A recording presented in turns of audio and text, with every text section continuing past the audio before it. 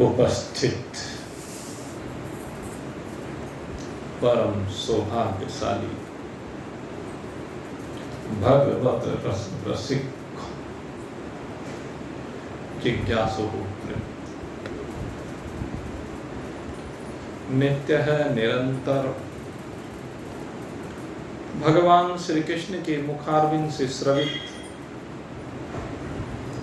इस दिव्य अमृत गंगा में स्नान करके हम इस तन को, इस मन को पावन कर रहे हैं। साथ ही इनकी सीमाओं से विलग हट करके असीमित अविनाशी पदार्थ के साथ अपना तादात्म्य स्थापित करने के लिए निरंतर प्रयत्नरत हैं और उसी प्रयत्न को आज फिर से आगे बढ़ाते हुए हम इस 17वें मंत्र के ऊपर अपने चिंतन को आगे बढ़ाते हैं और आज ये चिंतन एक नई दिशा में जाएगा। एक नया विचार आपके सामने रखने का प्रयास आज रहेगा, इसलिए अगर संभव हो तो इसकी गहराई में पहुंचने का प्रयास करें। अविनाशी तो तदविद्धि,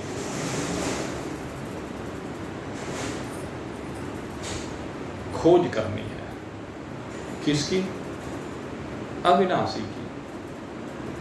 जानना है अविनाशी को, देखना है अविनाशी को। तीन चीजें हैं। सबसे पहले अविनाशी को जानना है। अविनाशी को कैसे जानना चाहिए, उसकी खोज कैसे की जाए। दूसरी बात है उसको देखना है। अब उसको कैसे देखें? अविनाशी की खोज किस प्रकार से की जाए, अविनाशी का ज्ञान किस प्रकार से प्राप्त किया जाए जिससे उसका दर्शन हम कर सकें। तो मेरे मित्रों, विभिन्न त्रिपुटियां हैं।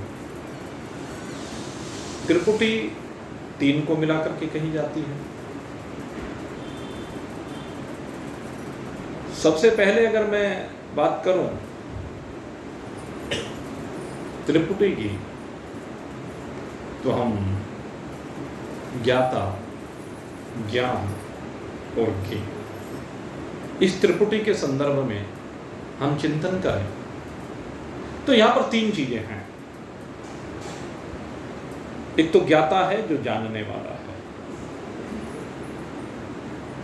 एक ज्ञेय है जिसको जाना जाता है, और एक ज्ञान है वो प्रक्रिया जिसके द्वारा ये ज्ञाता उस जानने योग्य को जानता है। ज्ञेय पदार्थ। अब तक जहां तक अब जानने की बात है, हमने किस किस को जाना है, जाना किसको है और जानना किसको है। क्योंकि जब तक हम बात ये करेंगे कि किसको जानना है, उससे पहले हमें ये जानना पड़ेगा कि हमने अब तक जाना किसको।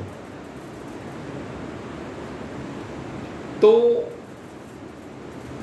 जिसको हमने जाना है वो तो विनाशी है, और जिसको जानना है वो अविनाशी है। ये कह रहे हैं अविनाशी तो तद्विद्धि, उसको अविनाशी जानना है। लेकिन जाने कैसे, बात ये है। ये जो ज्ञान कहा गया ना यहां पर, उस पदार्थ का, और जानने वाला कौन, इनकी हमें खोज करनी है, इनको ढूंढना है।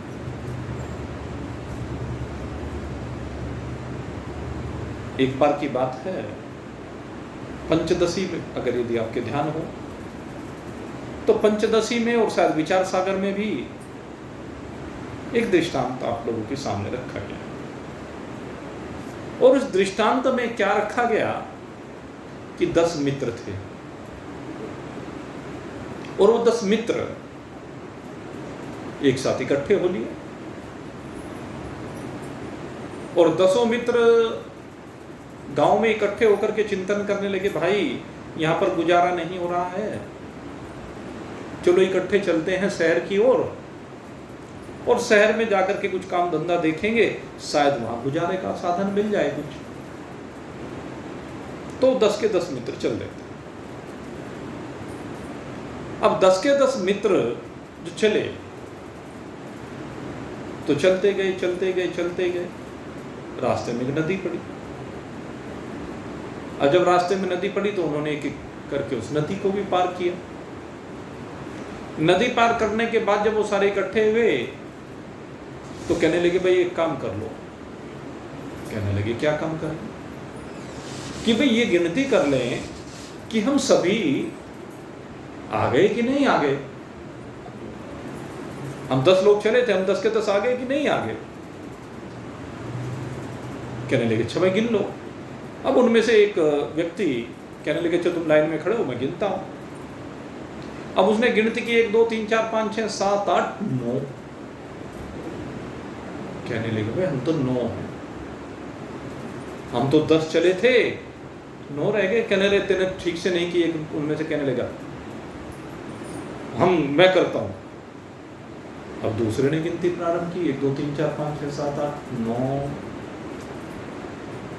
एक एक करके सबने गिनती की और 1 से 9। अब तो पक्का निश्चय हो गया, सबने 9 तक गिनती की, 9 से आगे 10वीं गिनती होना। अब सारे परेशान हो गए, कहने लगे, हमारा तो एक साथी नदी में डूब गया। अब नदी में साथी डूब गया तो रोने लगे, परेशान हो गए। अब जब वो रो रहे थे, इतने में एक महान पुरुष आ गए और महान पुरुष ने उनको रोते हुए देखा तो तो कृपालु तो होते ही हैं महान पुरुष। तो महान पुरुष कहने लगे, भाई तुम रो क्यों रहे हो? कि भाई हम 10 मित्र चले थे गांव से, इस नदी को पार करने लगे, हमारा एक साथी डूब गया। कहने लगे, 10 चले थे कि हाँ। कहले, अब कितने हो? कहने लगे, 9 रह गए। कहने लगे, अच्छा जरा एक बार खड़े होना। अब उनको लाइन में खड़ा किया और एक एक करके महाराज जी ने उनको गिनना प्रारंभ किया, 1 2 3 4 5 6 7 8 9 10। अब गिनती 10 की हो गई। कहने लगे, अरे महाराज जी आपने तो 10 पूरे कर दिए, लेकिन हम तो गिनते हैं तो 9 ही निकलते हैं। कहने लगे, लेकिन 10वां कैसे? उन्होंने फिर से गिना, फिर से 9। महाराज जी गिने तो 10, वो गिने तो 9। कहने लगे, महाराज जी आप 10 कहते हैं, हम 9 कह रहे हैं, अंतर कहाँ है? वो 10वां है कहाँ? कहने लगे, 10वां तू है, वो 10वां तू। तो इस कथा को कहने का प्रयोजन क्या है? जो ये 9 है ना, हम इन 9 के चक्र में फंसे रहते हैं, हम इन 9 को देखते रहते हैं और इन 9 के चक्कर में 10वें को भूल जाते हैं। पहले 9 की खोज करो, पहले 9 को जानो। और किस रूप में जानो? ये सब अनित्य हैं, ये सब विनाशी हैं, ये सब रहने वाले नहीं हैं। ये 9 कौन कौन है? अब इन 9 को जानिए। तो कहते हैं सबसे पहले स्थूल रूप से देख लीजिए। सबसे पहले जगत है, नंबर 1 पर जगत, जो हमें रोज दिखाई देता है, जिसमें हम रोज आकर्षित होते हैं, जिसमें हमारा सारा व्यापार चलता है, जिसमें व्यवहार चलता है, जिसमें हमारा खाना पीना रहना सब चलता है, ये जगत है। जो नित्य संचरणशील है, गच्छति इति जगतः, जो रोज चलता रहता है, चलता रहता है, चलता रहता है, लेकिन पहुंचता कभी नहीं, कहीं नहीं। जगत कभी पहुंचता नहीं, कहां? अपनी मंजिल पर। जगत कभी अपनी मंजिल पर पहुंचता नहीं। रुकता कभी है नहीं, धरती रुकती कभी नहीं है, लेकिन पहुंची भी कहीं नहीं। पंखा रोज चल रहा है लेकिन पहुंचता कहीं नहीं। एक दिन में हजारों किलोमीटर की यात्रा आपका पंखा कर देता है, लेकिन पहुंचा कहीं नहीं, मंजिल मिली नहीं। तो जगत तो ऐसा ही है, नित्य जो संचरणशील रहे, नित्य जो गतिशील रहे, नित्य जो परिवर्तनशील रहे, कभी भी एक जैसा ना रहे, वो जगत। इसलिए कहा कि जगत विनाशी। हम इसको जानते हैं, पहली चीज है इसको जानना। इसको किसी न किसी रूप में सब जानते हैं। अब बात आती है दूसरी बात है शरीर। शरीर और जगत का बड़ा सीधा सा संबंध है, दोनों एक दूसरे के पूरक हैं। इस शरीर के लिए ये सारा जगत है, इस शरीर की पूर्ति करने के लिए जगत के सारे संसाधन हैं। लेकिन ये शरीर की भी विशेषता यही है, जो विशेषता जगत की है वही विशेषता इस शरीर की है। दोनों में कोई फर्क नहीं। जो पिंड है सो ब्रह्मांड है। पिंड से लेकर के सारे ब्रह्मांड में जितना भी जगत है और जितने भी प्रकार के शरीर हैं, ये सबके सब विनाशी, ये सबके सब परिवर्तनशील हैं। चिंतन कीजिए इनमें, सारे के सारे विनाशी हैं, सारे परिवर्तनशील हैं, सारे अनित्य हैं, सारे न रहने वाले हैं। सबकी एक स्थिति है। तो दूसरी चीज हो गई जगत। हम जगत को जानते हैं, शरीर को जानते हैं। अब इस शरीर के अंदर आगे आते हैं, शरीर के अंदर कहते हैं शरीर के अंदर कर्मेंद्रियों को जानते हैं। दूसरा स्टेप, शरीर में जब आगे बढ़ेंगे तो क्या मिलेगा? कर्मेंद्रिय। कर्मेंद्रियों को किस रूप में जानते हैं? कहते वाणी से बोलने के रूप में जानते हैं। इन हाथों से, पैरों से, उपस्थुदा से विभिन्न प्रकार की क्रियाएं नित्य होती हैं, हर क्षण चलती ही रहती हैं। लेकिन ये क्रियाएं भी स्थिर नहीं, अचल नहीं। तो जो कर्मेंद्रियों के कार्य हैं वो भी नित्य परिवर्तनशील है। इन कर से कर्म करो विद नाना कहा। इस शरीर से न जाने, इन कर्मेंद्रियों से न जाने कितने प्रकार के कर्म व्यक्ति करता है।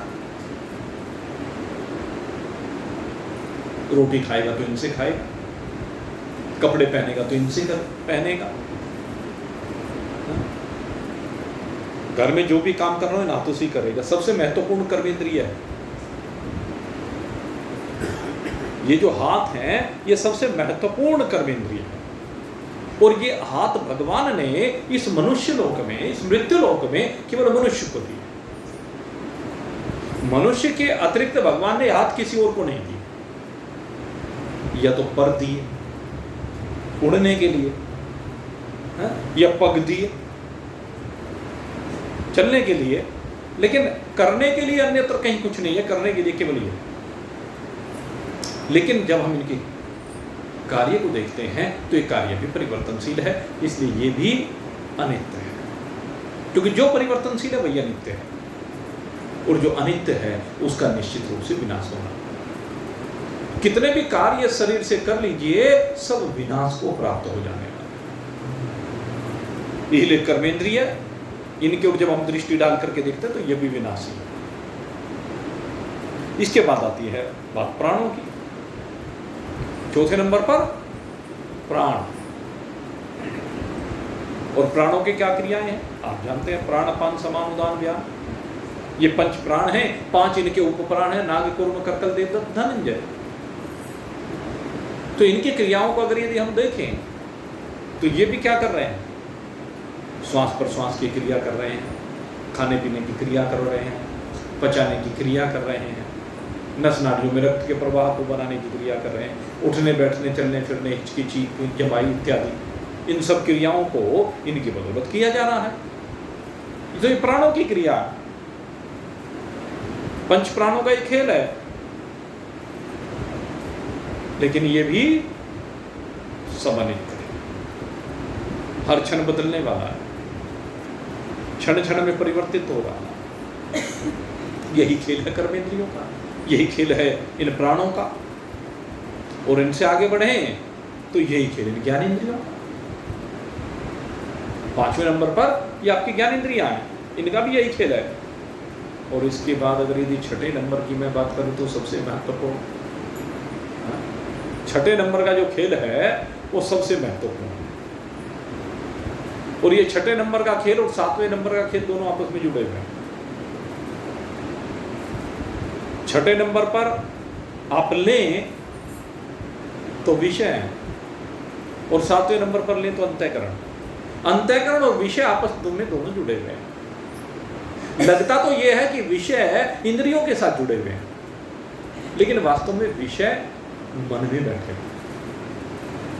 ये मन ही है जो विषयों का भोगता है, ये मन ही है जो विषयों की ओर आकर्षित होता है, ये मन ही है जो विषयों में फंसता है, ये मन ही है जो इस जीव को गर्त में डुबोता,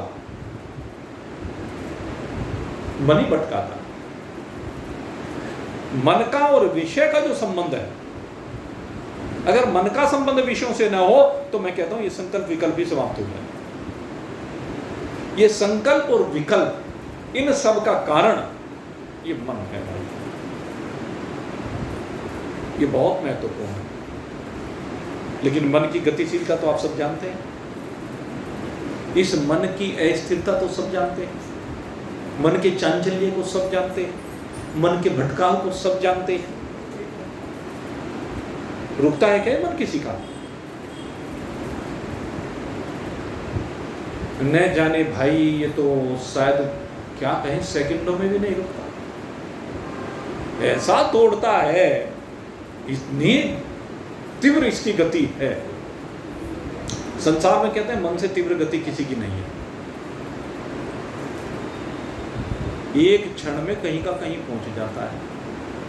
आप अगर यदि आजकल मोबाइल चल रहा है और आप मोबाइल में अभी बटन वो अपने नंबर दबाएं अमेरिका के, तो अभी बैठे बैठे क्षण मात्र में आपकी अमेरिका में बात हो सकती है। लेकिन आपने जिन्होंने अमेरिका में बात की होगी, ऑस्ट्रेलिया में बात की होगी, इंग्लैंड में बात की होगी, या अन्यत्र किसी दूसरे देश में बात की होगी, तो कई बार आपने देखा होगा, महसूस किया होगा कि दूसरी ओर से इधर तक आवाज आने में कुछ थोड़ा सा समय लगता है।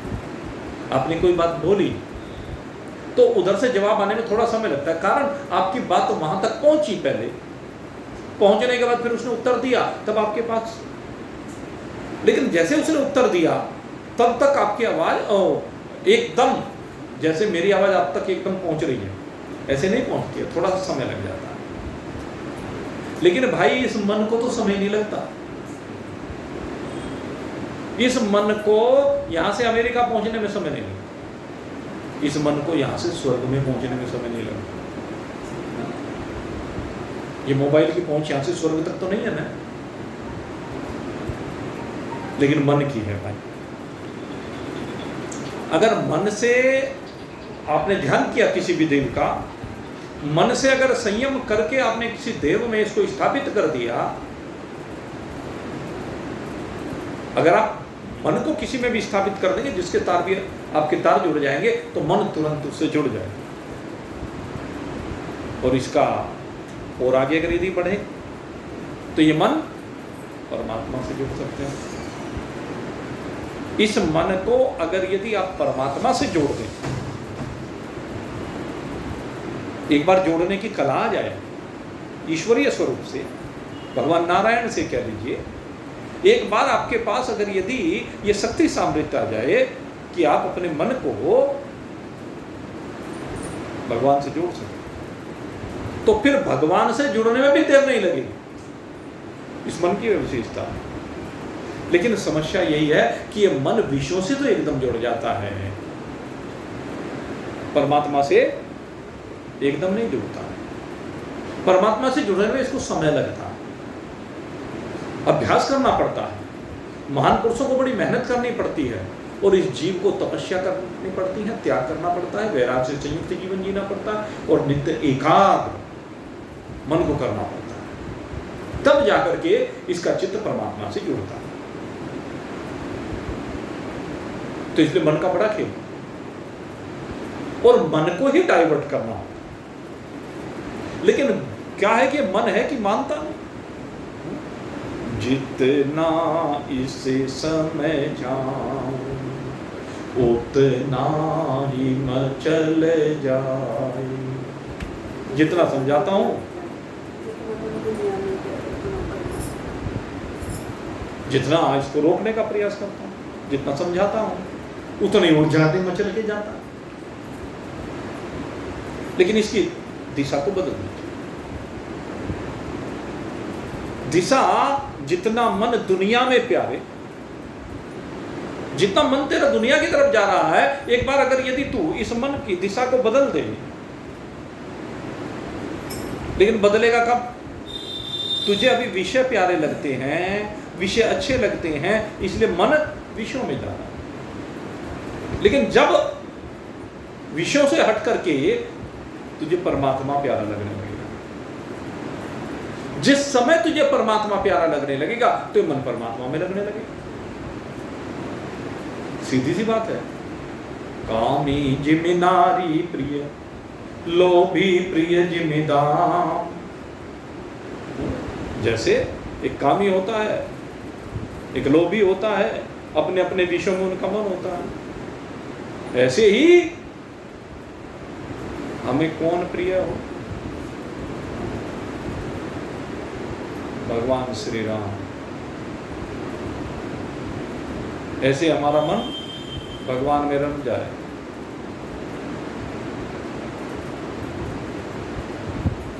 लेकिन कब? जब हम मान लेंगे कि यहां के मुकाबले यहां पर आनंद अनंत गुना, क्योंकि हर जीव आनंद चाहता है। जो आनंद आपको विश्व में आ रहा है, जब आपको पता चल जाएगा कि ईश्वर में इससे अनंत गुना आनंद है, तो आप अनंत की ओर भाग लेंगे। एक व्यापारी गांव में व्यापार कर रहा था, और व्यापार करते हुए मान लीजिए वो 10,000 रुपये महीना वहां पर कमा रहा था। शहर में से रोज आना जाना होता, सामान लेकर के जाता, तो शहर में जिसके यहाँ से सामान लाता है वैसे उसके साथ बैठ करके अपनापन हो गया। और अपनापन होने पर उसने देखा भाई जितनी मेहनत मैं करता हूँ, ये तो मेरी जितनी मेहनत नहीं करता शहर वाला, पर इसका काम बहुत बढ़िया चल रहा है मेरे से। और वो इसलिए चल रहा है क्योंकि शहर में बैठा है। मेरे जैसे गांव वाले पता नहीं कितने इसके पास माल लेने आते। कहने मैं जितनी मेहनत करता हूँ, मैं 10,000 रुपये महीना कमाता हूँ, और ये मेरे से कम मेहनत करके 1 लाख रुपये महीना कमाता है। अब उसके मन में शहर के प्रति आकर्षण बढ़ना प्रारंभ हो गया। कहने लगे यहाँ 10,000, वहां 1 लाख, यहाँ 10,000, वहां 1 लाख, बार बार दिमाग में वही घूमने लगा।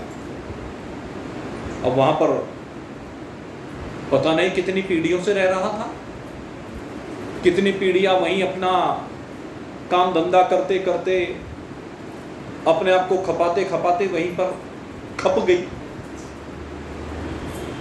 वो उनकी पुरानी हवेली। लेकिन वो जो आकर्षण था, परिवार गांव में है, आकर्षण शहर का है। हवेली गांव में है, आकर्षण शहर का है। कहने लगे जैसे ये गांव की हवेली है, अगर यदि मेरा एक बार काम वहां पर चल गया, वहां तो इससे भी बढ़िया हवेली बना लूंगा। शहर की हवेलियां तो इससे बहुत बढ़िया है, गांव की हवेली शहर के मुकाबले क्या मायने रखती है। तो होते होते उसका आकर्षण बढ़ा, और उस दुकानदार से बात होते होते शहर वाले से कहने लगे भाई एक दुकान तुम मेरे को भी दिलवा दे। हाँ हाँ क्या बात है भाई। उसने नहीं सोचा कि मेरा एक ग्राहक जाएगा। उसने अपने पन में कहा कोई बात नहीं, तेरा अगर शहर में आने का मन है तो ले ले। उसने अपने निकट में ही एक दुकान उसको दिलवा दी। अब दुकान दिलवाई तो उसकी दुकान भी बहुत बढ़िया चलने लगी। और जब दुकान बढ़िया चलने लगी, पहले तो रोज गांव में आना जाना करता, फिर धीरे धीरे क्या हुआ, कहने लगे रोज की थकान, रोज सुबह भी जाना शाम को भी जाना है, रोज का आना जाना हो गया। और फिर इस चक्कर में 1 घंटे पहले दुकान बंद करनी पड़े, 2 घंटे बाद में खुले दुकान। कहने लगे कि जो तो शहर में रहने लगे तो किराए का मकान ले लिया, किराए का मकान ले, अरे रोज इतना किराया देना, इससे बढ़िया तो अपना ही बना ले। और इतना आलीशान मकान बनाया, बेहतरीन मकान बना दिया। और अब तो खूब आमदनी होने लगी, खूब बढ़िया काम चलने लगा, संबंध बन गए, बिरादरी में अपनी सब उसकी रेपुटेशन बन गई। और होते ऐसी 5, 7, 10, 15 साल बीत गए और अब उसका व्यापार दिल्ली से चलने लगा। शामली के बजाय दिल्ली चला गया सामान खरीदने के लिए। पहले गांव में से ये आता था शामली में, अब शामली में जब सामान बेचना है तो और बड़ी जगह से लाना ही पड़ेगा, दिल्ली से लाना पड़ेगा। तो दिल्ली से माल लाने लगा और जब दिल्ली से माल लाने, दिल्ली के व्यापारियों को देखा, अरे ये तो 12 बजे तो दुकान खोलते हैं, 6 बजे बंद कर देते हैं, तो 5-6 घंटे का काम कुल काम करते हैं। और क्या इनके यहाँ लाइन लगी रहती है भाई। अरे भाई दिल्ली वालों को तो कोई बात नहीं। अब वो दिल्ली वालों से संपर्क बनने शुरू हुए और दिल्ली वालों से संपर्क बनते बनते कहने लगे भाई ये तो बड़ी मौज ले रहे, यहाँ तो लाख रुपए की कोई वैल्यू नहीं, मैं वहाँ लाख रुपए कमाता हूँ तो बड़ी इज्जत है, लाख रुपए में इज्जत है। और यहाँ तो लाख रुपए कुछ भी नहीं, यहाँ तो करोड़ों की बात होती है, करोड़ों के व्यापार होते हैं। अब उसके मन में दिल्ली का आकर्षण बढ़ना शुरू हुआ और होते होते दिल्ली पहुंच गया।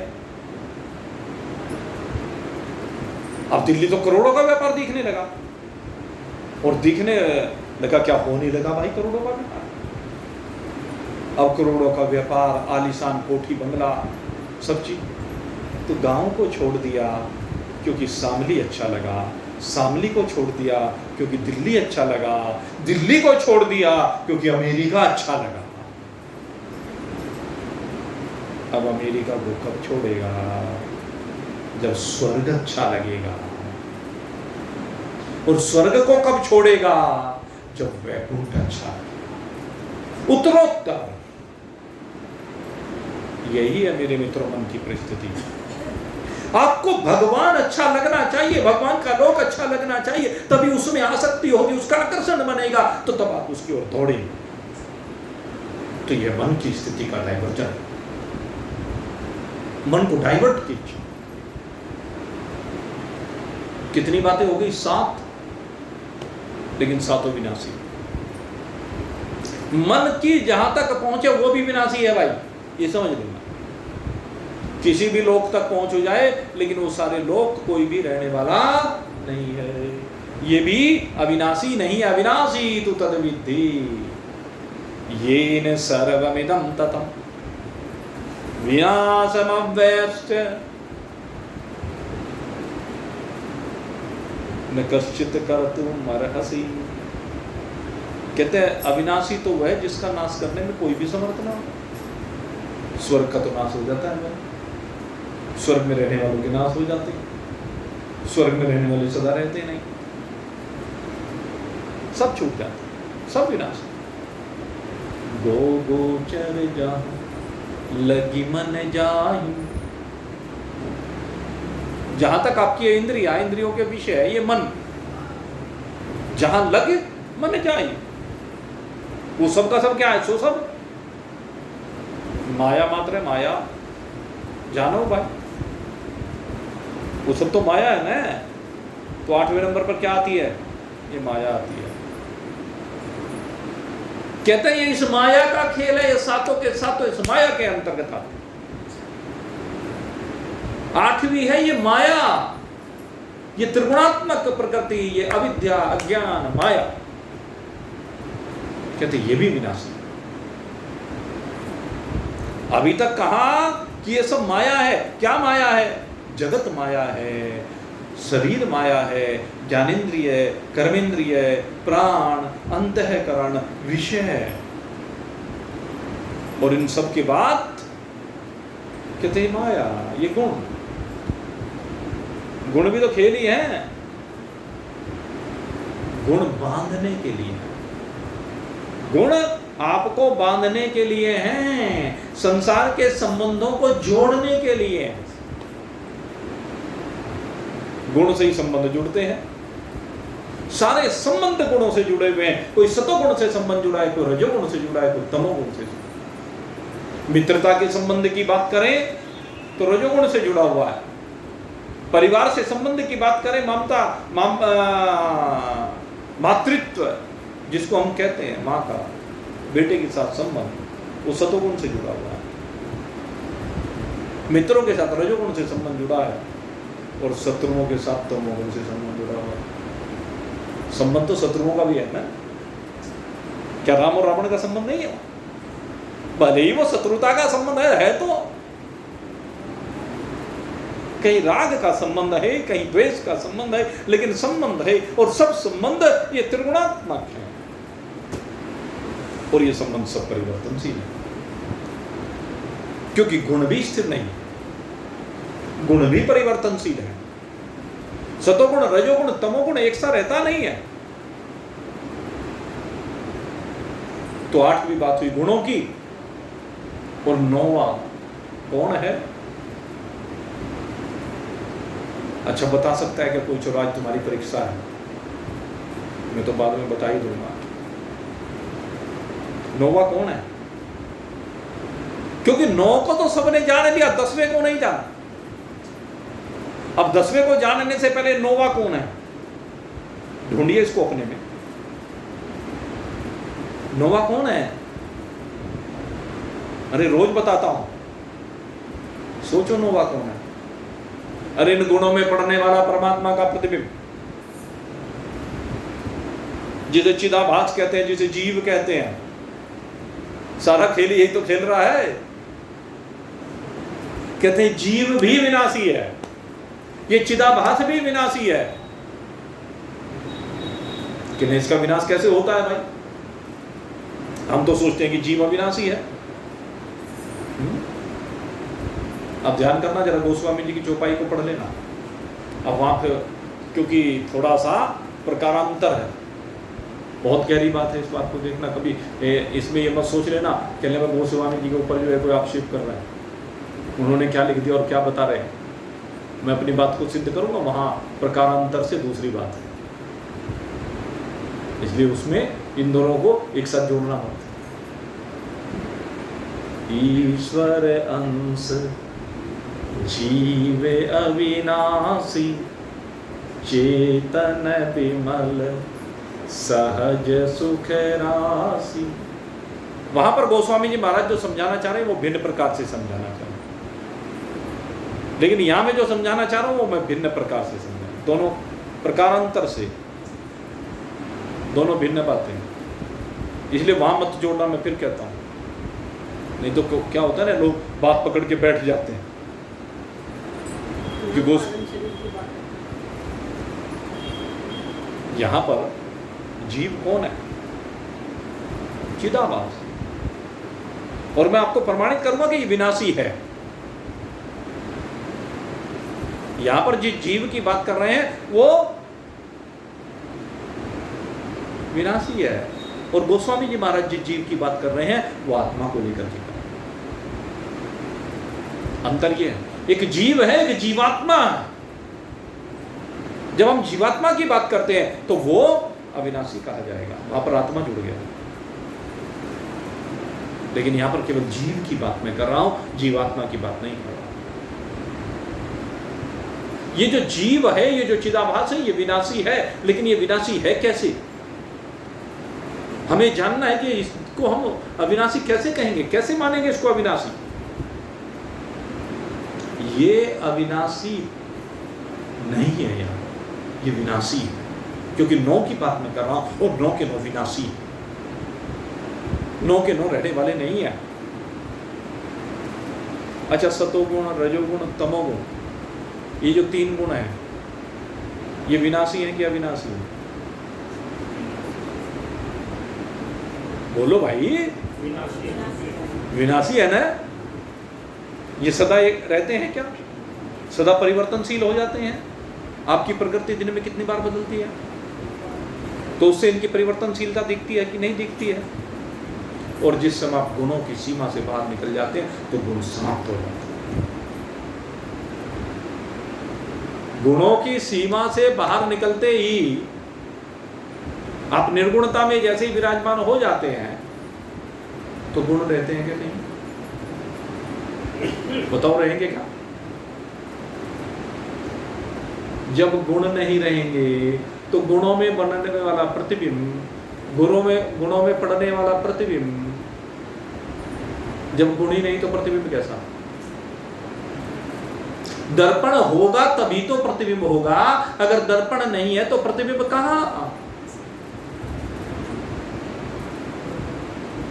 जब गुण ही नहीं तो प्रतिबिंब कैसा, चिदाभास कैसा, जीवपणा कैसा? जब तीनों गुण नहीं है तो प्रतिबिंब भी नहीं है, और प्रतिबिंब नहीं है तो जीवता भी नहीं है। गुणों का आधार तो मन है। किसने कहा? कहां बोल रहे हो, कहां समझ रहे हो भाई? गुणों का आधार मन कहां से आ गया? मन का आधार गुण है, उल्टा समझ रहे। गुण है सबके आधार, माया है सबका आधार, मन तो बाद में आता है। सतोगुण की संरचना है मन। मन कहां से प्रकट हुआ?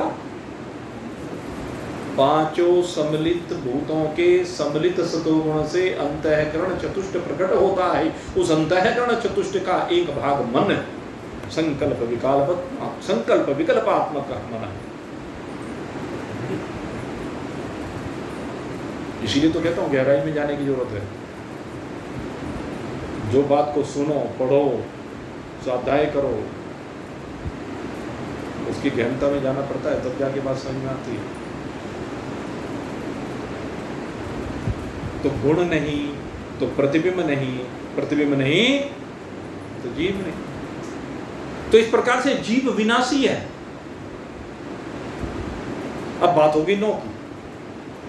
अभी नौ के ऊपर विश्लेषण कीजिए। हम प्रतिदिन नौ के ऊपर ही विश्लेषण करते हैं, इन नौ का ही विश्लेषण करते हैं, इन नौ के ऊपर ही चर्चा करते हैं। सभी महान पुरुष, सभी शास्त्र इन नौ की तो चर्चा करते हैं, इनके अलावा किसकी चर्चा करते हैं मुझे बता दीजिए।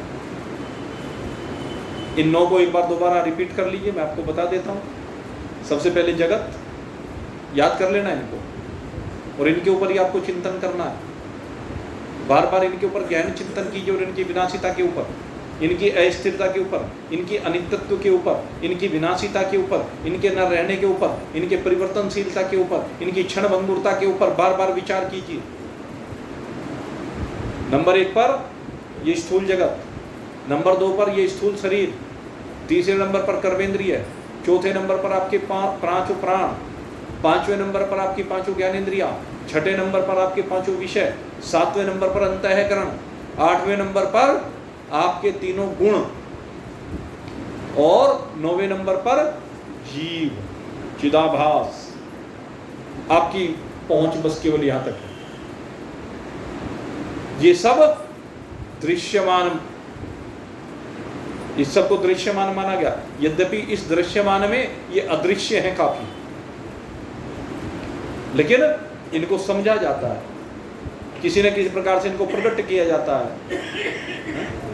अब इनमें अगर यदि हम देखें भाई, स्थूल शरीर में और जगत में, इन दोनों के बाद जिसकी भी हम बात करें, प्राण है, चलो आप महसूस कर लेते हैं, कर्मेंद्रियां हैं, उनको कर्म के द्वारा महसूस कर लेते हैं, ज्ञानेंद्रियों को उनकी संवेदनाओं के द्वारा, स्फुरणाओं के द्वारा महसूस कर लेते हैं, विषय वो तो स्पष्ट दृष्टिगोचर होते हैं, मन दिखाई तो नहीं देता लेकिन मन भी महसूस होता है? मन की वृत्तियां सबको महसूस होती है, कहाँ वृत्तियां जा रही हैं। गुणों का खेल भी सबको स्पष्ट दिखता है, क्योंकि प्रकृति कभी दया के रूप में, कभी क्षमा के रूप में, कभी क्रोध के रूप में, कभी राग के रूप में, कभी द्वेष के रूप में, मद, अहंकार, ईर्ष्या, भिन्न भिन्न रूपों में आपको गुण दिखाई देते हैं। और जीवत्व बार बार मैं करके बोलता है आप में, लेकिन ये जो 9 के 9 हैं, कहते हैं 9 के 9 विनाशी हैं, 9 के 9 न रहने वाले। कहने लगे फिर इनसे अलग हो जाना, जो इनसे अलग है वही तो। इनसे अलग कौन है? कहते हैं जिसके धरातल पर ये 9 के 9 खेल खेल रहे हैं। जैसे कि स्टेडियम होता है, उस स्टेडियम में खिलाड़ी खेलने के लिए जाते हैं, खूब खेलते हैं, और खेलने के बाद जब समय पूरा हो जाता है अपना चले जाते हैं। स्टेडियम पहले भी जो का तो है, उनके खेलते भी वही जो का तो है, और उनके खेलने के जाने के बाद भी वही का वही है। सड़क पर नहीं जाने कितनी गाड़ियाँ आती हैं, सड़क पहले भी है, गाड़ियाँ आ रही तब भी है, गाड़ियों का आना शांत हो जाता तब भी है, सड़क तो जो भी तो है। इसी प्रकार से जिसके धरातल पर माया रूपी गाड़ी चल रही है, ये शरीर रूपी गाड़ी चल रही है, ये जगत रूपी गाड़ी चल रही है, ये जीवत ईश्वरत्व रूपी जो गाड़ी चल रही है, जिस धरातल पर चल रही है वो 10वां है,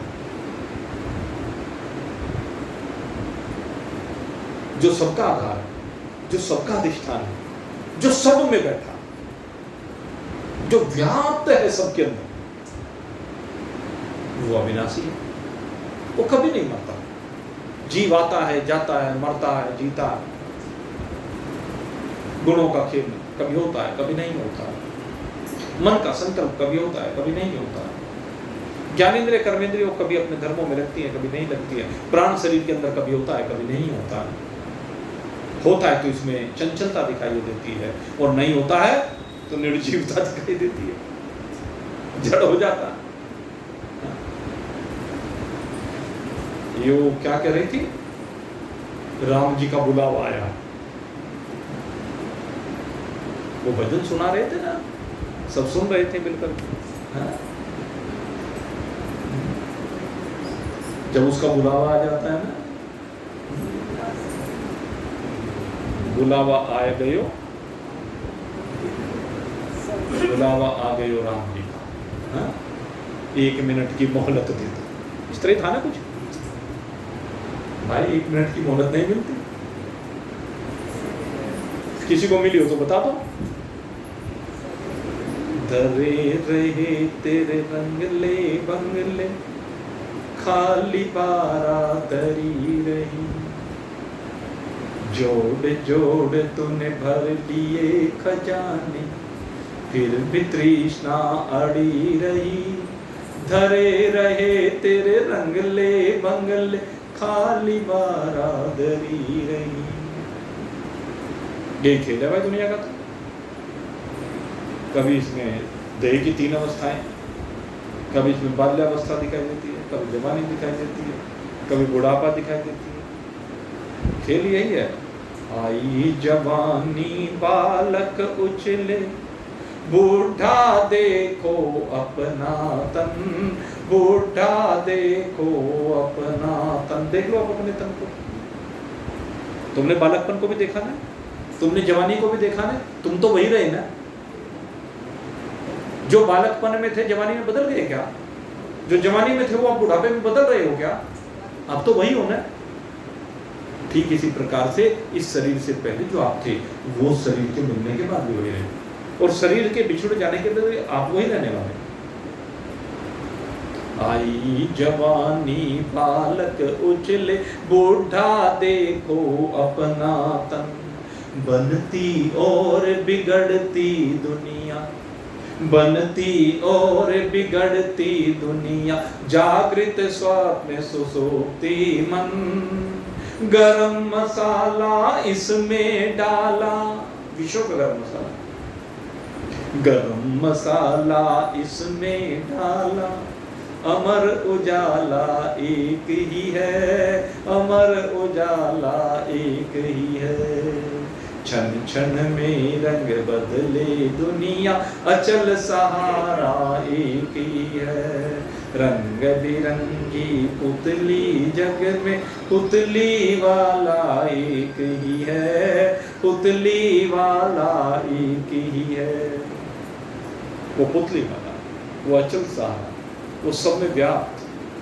कहते हैं शरीरों के विनाश हो जाते हैं, शरीर बदल जाते हैं, बालक जवान हो जाता है, जवान बूढ़ा हो जाता है, बूढ़ा मर जाता है। लेकिन ये आत्मा, यही वो 10 तत्व है, यही वो 10वां है जो कभी मरता नहीं। इसको देखना है। कहते इसको देखा नहीं जा सकता, ये दिखता नहीं है।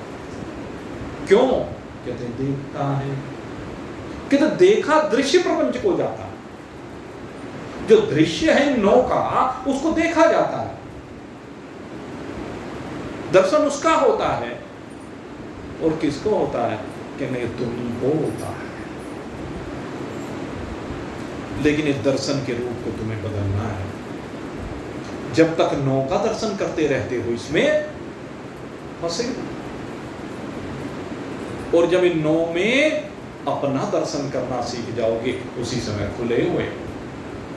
सच्चा दृष्टा वही है, वास्तविक दृष्टा वही है जो अपने आप को देखता है सब, एक ब्रह्म रूप से अपने आप को अवलोकन करता है सब।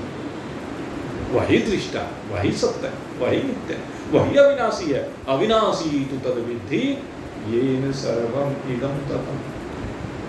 कहते जो सब में, कहते एक छोटे से छोटा जो धूल का कण है ना, वो उसके अंदर भी घुसा हुआ बैठा है। उसकी विशेषता यह है,